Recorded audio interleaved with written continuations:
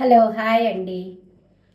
మనకు ఇప్పుడు చుట్టాలు ఉంటారు కదా, చుట్టాలు ఇంటికి వెళ్తే అండి ఈ మధ్య చాలా కష్టాలు అయ్యాయండి.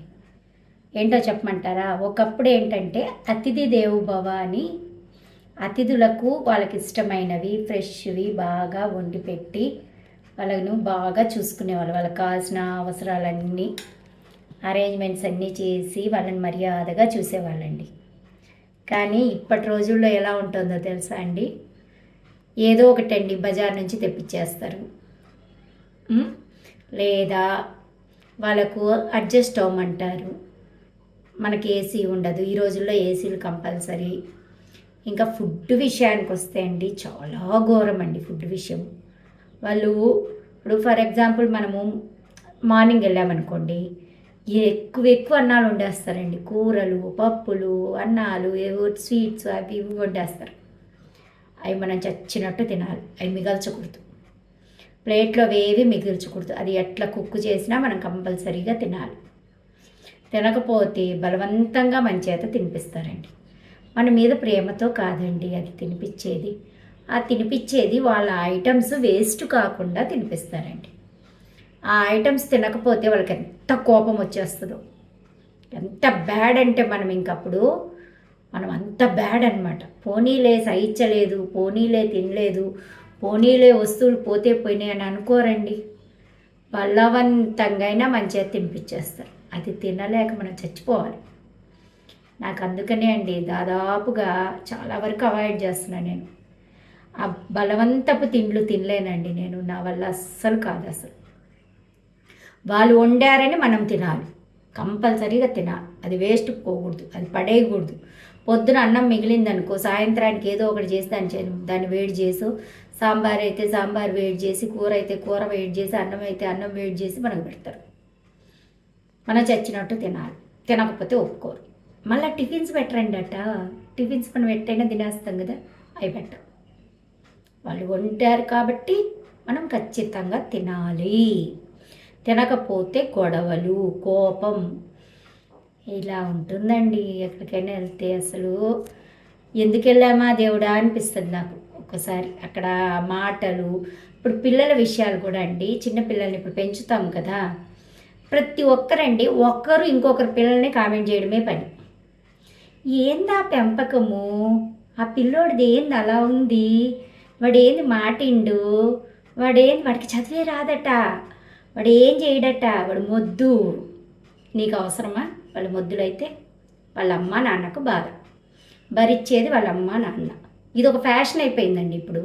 పెంపకాల గురించి పక్కన వాళ్ళని కామెంట్ చేయడం చాలా ఎక్కువైపోయింది. మళ్ళీ వాళ్ళ పిల్లల్ని ఇంకొకరికి కామెంట్ చేస్తారనమాట. అబ్బా వాళ్ళ అమ్మాయి అట్లా, వాళ్ళ అమ్మాయి ఇంట్లో పనే చేయదు, మొద్దులాగా కూర్చొని ఉంటుంది, ఆమె అట్టే పెంచుతుంది, అసలు భయం పెట్టదు పిల్లలకి అని. ఏమొస్తుందండి ఈ కామెంట్స్ వల్ల? వీలైతే ప్రేమించండి, వాళ్ళని ఇష్టపడండి. వాళ్ళ తప్పుల్ని కన్న తల్లిదండ్రుల కంటే ఎక్కువగా పక్కన వాళ్ళు అర్థం చేసుకోవాలి, పాయింట్ అవుట్ చేయడం కాదు. మన పిల్లల్ని మనం ఎట్లా సాకుతున్నాం. నేనైతే అండి నిజంగా దేవుడు సాక్షిగా చెప్తున్నాను, ఏ తల్లిదండ్రిని నేను కామెంట్ చేయను, ఏ బిడ్డను కామెంట్ చేయను. ఇట్లా పెంచారు, అట్లా పెంచారు. ఈవెన్ నేను స్కూల్లో కూడా పిల్లల్ని ఎవరిని ఇలా పెంచారు, వీళ్ళు ఇలా బ్యాడ్గా ఉన్నారు అనేది నా సర్వీస్లో లేదండి. మీరు ఎక్కడైనా ఎంక్వైరీ చేసుకోండి. నేను నాకు అది ఎంత ఇదైన ఒక విషయం అంటే అసలు నేను యాక్సెప్టే చెయ్యనది. ఒకరి పెంపకంలో ఏముందండి, ఒకరి పెంపకంలో ఏమొస్తాయి? అవన్నీ కూడా పూర్వజన్మ సుకృతాలు, పూర్వజన్మ కర్మలు, పూర్వజన్మ వాసనలు, పూర్వజన్మవే ఉంటాయి. కన్న తల్లిదండ్రులు మనం జన్మల నుంచి ఉండం కదా, ఈరోజు వచ్చిన వాళ్ళం మనం. కానీ వాడి సువాసనలు అనేవి జన్మ జన్మలకు ఉంటాయండి. నేను అందుకనే నా కన్న తల్లిదండ్రులు ఉన్నారు కదా, వాళ్ళ కడుపున మళ్ళీ పుట్టాలని కోరుకోనండి.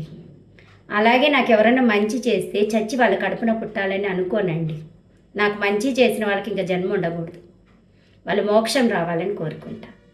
నా కన్న తల్లిదండ్రులు కూడా ఇంతటితో అయిపోవాలనుకుంటా. వాళ్ళు మళ్ళీ ఇంకొకరి కడుపులో పుట్టి నీకు కొడుకు పుడతాడులే, మీ తాతయ్యే పుడతాడు, ఆ డైలాగ్ చూస్తే నాకు వాళ్ళని ఎట్ట కొట్టాలనిపిస్తుంది అంటే అటు. మీరు తప్పుగా అనుకోండి నా మాటలు, ఎవరైనా ఏమన్నా అనుకోండి, నేను నిజాయితీ మాట్లాడతాను. తాతయ్యగా పుడతారు, అమ్మమ్మ వచ్చి కూతురుగా పుడుతుంది, ఇలాంటి డైలాగులు నాకు నచ్చవండి. ఎందుకంటే మన అనేవాళ్ళు ఇంకా రాకూడదు ఈ భూమి మీదకి. వస్తే వాళ్ళ కోసం మనం మళ్ళీ పుట్టాల్సి వస్తుంది. ఇప్పుడు నా వాళ్ళు నాకు అమితమైన ఇష్టమైన వాళ్ళు భూమి మీదకి వచ్చారనుకోండి, నేను ఖచ్చితంగా రావాలి వెనక. నేను అలా రాను. కాబట్టి నా వాళ్ళు ఎవ్వరూ మళ్ళీ రాకూడదు. నా తోబుట్టిన వాళ్ళు కానీ, నా కన్న తల్లిదండ్రి కానీ, నా ఫ్రెండ్స్ కానీ, నా శ్రేయోభిలాషులు కానీ, నన్ను ఇష్టపడే వాళ్ళు కానీ మళ్ళీ జన్మ ఉండకూడదని కోరుకుంటా. అదే నా కోరిక. నాకెవరైనా మంచి చేస్తే వాళ్ళకి మోక్షం రావాలి దేవుడా అనుకుంటా. ఇంకంతకంటే మించింది ప్రపంచంలో ఏది ఉండదండి. వాళ్ళు సద్గతులు పొందాలి, చనిపోయిన తర్వాత సద్గతులు పొందాలి, దేవుళ్ళలో ఐక్యమైపోవాలి. దేవతా స్వభావాలు ఉన్న వాళ్ళు దేవుళ్ళలోకే వెళ్ళిపోవాలి. అంతేగాని ఈ భూమి మీద మళ్ళీ రాకూడదు. వాళ్ళు వస్తే నేను రావాల్సి వస్తుంది. కాబట్టి నేను రాను, కాబట్టి మీరు కూడా రాకండి, సరేనా? మీరందరూ నా శ్రేయోభిలాషులు కదా, కాబట్టి మీరందరూ మోక్షం రావాలి. అది నా కోరిక.